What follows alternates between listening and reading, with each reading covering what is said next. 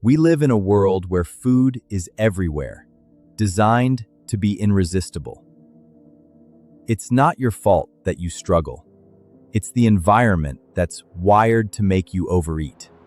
It started in the venom of a desert lizard that eats just a few times a year. This is the story of the most consequential class of medicine of our generation. How it works, where it came from, who it's saving, and what nobody tells you before you start. This is a Gila monster. Slow, venomous, native to the American Southwest. It can go weeks between meals, and to survive that, its body evolved a remarkable trick hidden inside its venom. In the 1990s, a doctor working nights at a veterans hospital in the Bronx became fascinated by exactly that trick. What he found in this animal's venom would, 3 decades later, reshape medicine, insurance, the food industry, and the way an entire culture thinks about weight. The drugs are called GLP-1s. You know them by their brand names: Ozempic, Wegovy, Mounjaro, Zepbound. By 2026, roughly 1 in 9 American adults has taken one. They've made their maker the first pharmaceutical company in history worth $1 trillion. But to understand why they work and why they're so controversial, you have to understand what GLP-1 actually is.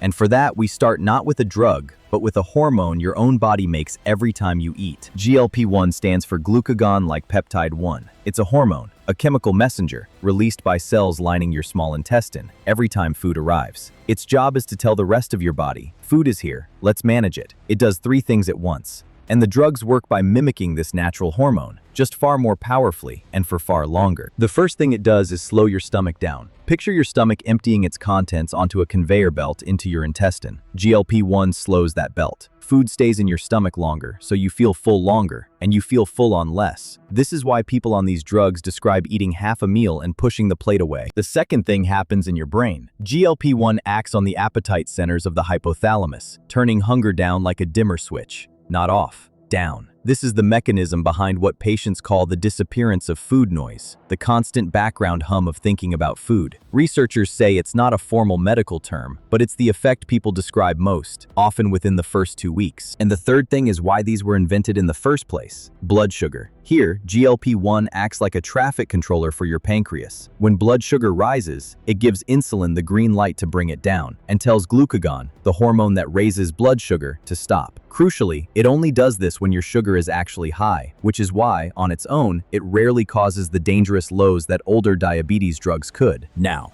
there are 2 main versions, and the difference matters. Semaglutide, Ozempic and Wegovy, made by Novo Nordisk, mimics that one hormone, GLP-1. Tirzepatide, Mounjaro and Zepbound, made by Eli Lilly, is a newer design that hits 2 hormones at once, GLP-1 and a second one called GIP. Think of it as flipping 2 metabolic switches instead of 1. In trials, that second switch showed semaglutide produced about 15% average weight loss, tirzepatide closer to 21. There's one more twist in how you take it. For years, this only worked as an injection because your stomach digests peptides like food. But chemists found a workaround, a special coating that lets a fraction survive. That's how the first GLP-1 pills arrived, a daily tablet instead of a weekly shot. It's a smaller dose, taken on an empty stomach. But for the millions who fear needles, it changes everything. But here's the engineering marvel. The natural hormone your gut makes is destroyed in about 2 minutes. An enzyme in your blood chops it apart almost instantly, useless as a drug. So chemists re-engineered it. They added a fatty molecular chain that latches onto albumin, the most common protein in your blood, creating a slow-release reservoir. That single change stretched the hormone's life from 2 minutes to about 7 days, turning it into a once-a-week injection. That's the whole reason this works. The story really begins in 1986, at Massachusetts General Hospital in Boston. A chemist named Svetlana Mojsov identified the precise, active form of this gut hormone, the exact fragment that triggers insulin. She and her colleagues Joel Habener and later Daniel Drucker laid the scientific foundation for everything that followed. Remember her name, because for decades, as the awards and billions rolled in, her role was almost written out of the story. But a hormone that vanishes in 2 minutes couldn't become a medicine. The breakthrough that made it durable came from that lizard. In 1992, Dr. John Eng at the Bronx VA Medical Center isolated a compound in Gila monster venom called Exendin-4, nearly identical to human GLP-1, but naturally stable, lasting hours instead of minutes. He did much of the work on his own initiative, on a government salary. The taxpayer, in effect, funded the discovery that launched a trillion-dollar industry. A synthetic version of that venom compound became the first GLP-1 drug, Byetta, approved for diabetes in 2005.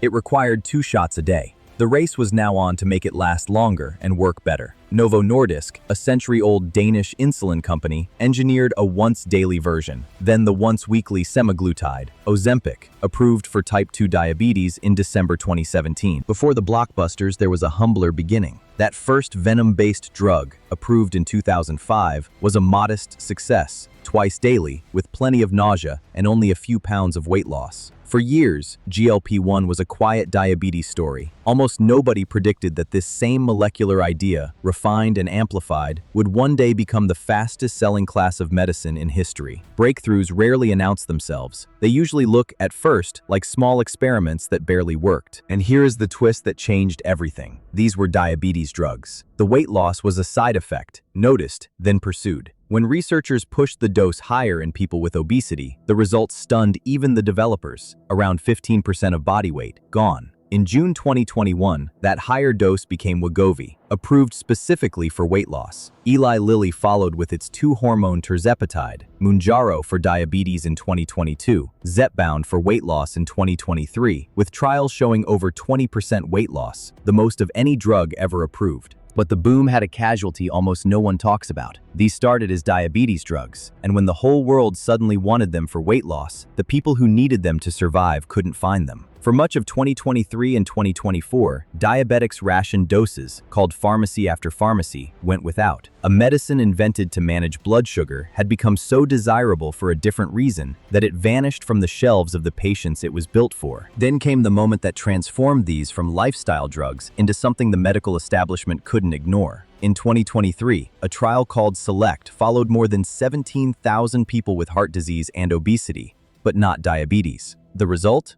Semaglutide cut the risk of heart attack, stroke, and cardiovascular death by 20%. Suddenly, this wasn't about looking thinner, it was about not dying. And insurers, regulators, and doctors saw it completely differently overnight. As for Svetlana Mojsov, in 2024, nearly 40 years after her discovery, one of medicine's highest honors, the Lasker Award, finally recognized her alongside her colleagues. It's a reminder that behind every blockbuster is a longer, more human story than the marketing suggests. And sometimes, a person who nearly got erased from it. So how do you actually make a drug the whole world suddenly wants? It's harder than it sounds, and the difficulty is the reason for years of shortages. These drugs are peptides, long, delicate chains of amino acids. Novo Nordisk brews the backbone using genetically engineered yeast, the same family of organism that makes beer, then finishes it with chemistry. Eli Lilly's version is built almost entirely by chemical synthesis, fragment by fragment. The hardest step isn't building the chain. It's purifying it and attaching that fatty tail we talked about, the one that makes the drug last a week. That tail is greasy, and it sticks stubbornly to the equipment used to purify it. At peak demand, supply was reportedly outstripped roughly 20-1. But the real bottleneck was somewhere most people never think about: the pin. Every dose has to be sterile, filled and sealed into a precision mechanical injector. Cartridge, spring, needle, housing, assembled by the billions to exacting tolerances. That process, called fill-finish, became the true choke point. It's why Novo Nordisk spent $16.5 billion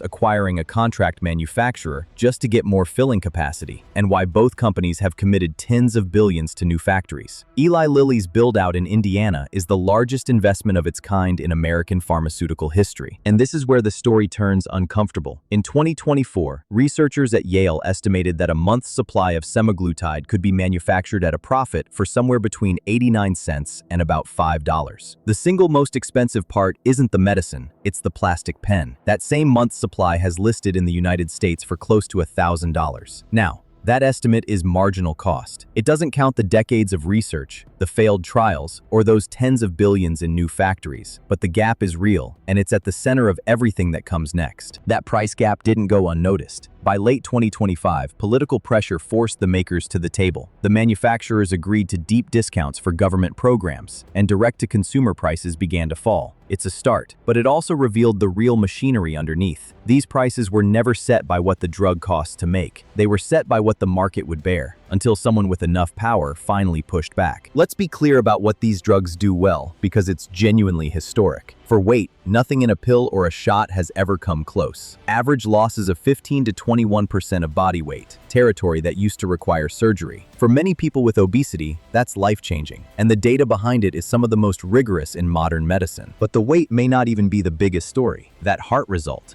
a 20% drop in cardiovascular events, was followed by more. A 2024 trial showed semaglutide reduced the risk of serious kidney disease events by 24%. In December 2024, tirzepatide became the first drug ever approved to treat obstructive sleep apnea. And in 2025, semaglutide became the first GLP-1 approved for a serious liver disease. One molecule, cascading across the body's systems. There's even early preliminary research suggesting these drugs may curb other cravings, alcohol, nicotine, hinting that they act on the brain's reward system more broadly than anyone expected. It's promising. It's also early, from small trials. And to keep this honest, not every hope has panned out. In late 2025, large trials testing semaglutide against Alzheimer's disease failed to slow cognitive decline. These are powerful drugs. They are not magic. And step back from the numbers for a moment, because behind every statistic is a person. For someone whose weight fueled a failing heart, or whose sleep apnea stopped them breathing at night, or who spent 30 years at war with their own appetite, this is the first thing that has ever worked. Doctors describe patients weeping in their offices, not about a number on a scale, about getting their life back. Which brings us to the other side of the ledger, because a balanced look demands it. Start with the everyday reality. Side effects. These are, first and foremost, gut drugs, nausea, vomiting, diarrhea, constipation. At the higher weight loss doses, nausea affects a large share of users. In some trials, more than 4 in 10. For most, it fades. For many, it's the reason they quit. Then there are the rarer, more serious risks. Every one of these drugs carries the FDA's strongest warning for a type of thyroid tumor. Important context. That warning is based on studies in rats, and a clear human risk has never been confirmed. In 2025, European regulators added a warning for a very rare form of vision loss, affecting up to about 1 in 10,000 users. Gallbladder problems can rise with rapid weight loss, and there is active litigation. Thousands of lawsuits alleging severe stomach problems, though those claims remain unproven in court. Here's a disadvantage that surprises almost everyone. When you lose weight this fast, not all of it is fat. A meaningful share of it is muscle. By some estimates, at the high end, up to 40% of the total lost. That matters enormously, especially for older adults, because muscle is what keeps you strong, mobile, and metabolically healthy. Doctors now emphasize protein and resistance training alongside the drug, but it's a trade-off most people never hear about before they start. And then the biggest catch of all, what happens when you stop? A major analysis published in March 2026 found that within a year of stopping, people regain about 60% of the weight they lost. The models suggest it eventually climbs back toward 3/4. The reason is simple and a little humbling. The drug doesn't cure obesity, it treats it. The way blood pressure medication treats blood pressure. Stop, and the underlying biology returns. Which means, for many, this is a drug you may have to take for the rest of your life. There's a quieter cost too, a psychological one. Many people on these drugs report being told they took the easy way out, that they cheated. It's a strange judgment to level at a medicine. We don't say it about blood pressure pills or insulin. It reveals something about how we've always moralized weight, as a failure of willpower rather than biology. These drugs are forcing a hard question. What if it was never mostly about willpower at all? Except most people don't. In the real world, more than half stop within a year. Sometimes it's the side effects. Very often it's the cost. That same month's supply that costs a few dollars to make lists at over $1,300 in the United States and around $92 in the United Kingdom. Same drug, same company. In America, fewer than half of even large employers cover it for weight loss, and more than half of users say it's hard to afford. So people lose the weight, then lose access, then regain it. The cruelest possible cycle. There is movement on access. In 2026, for the first time, a pilot program began covering these drugs for obesity under Medicare, something that had been explicitly banned for 2 decades. Millions who couldn't afford them may finally get a path. Whether that path is wide enough and whether it lasts is one of the biggest open questions in American healthcare right now. So where does that leave us? With a genuine medical breakthrough and a genuine set of problems tangled together. A drug that prevents heart attacks and can waste muscle. That quiets a lifetime of food noise and returns it if you stop. That costs a few dollars to make and a fortune to buy. All of these are true at once. This isn't a miracle and it isn't a scam. It's medicine, with everything that word actually carries. And its ripples are reshaping far more than the human body. Snack food giants, alcohol brands, the entire diet industry, all now openly discuss GLP-1 drugs as a threat on their earnings calls. When 1 in 9 adults suddenly eats less, an economy built on selling us more has to reinvent itself. That may end up being this drug's largest legacy. Not the weight people lost, but the industries it forced to change. The next chapter is already here. In late 2025, the first GLP-1 pill for weight loss was approved, no needle required. Prices are beginning slowly to move, and 150 million years of a lizard's evolution has become the most watched experiment in modern medicine. A test of whether we can treat one of humanity's oldest struggles, and whether we can do it fairly. A gut hormone, a lizard's venom, a chemist nearly erased from history, and a trillion-dollar industry built on all three. That's the GLP-1 economy, decoded. If you want to go deeper on any single thread, the science, the price fight, the company, tell us in the comments. And subscribe, because the next system we pull apart affects you more than you think.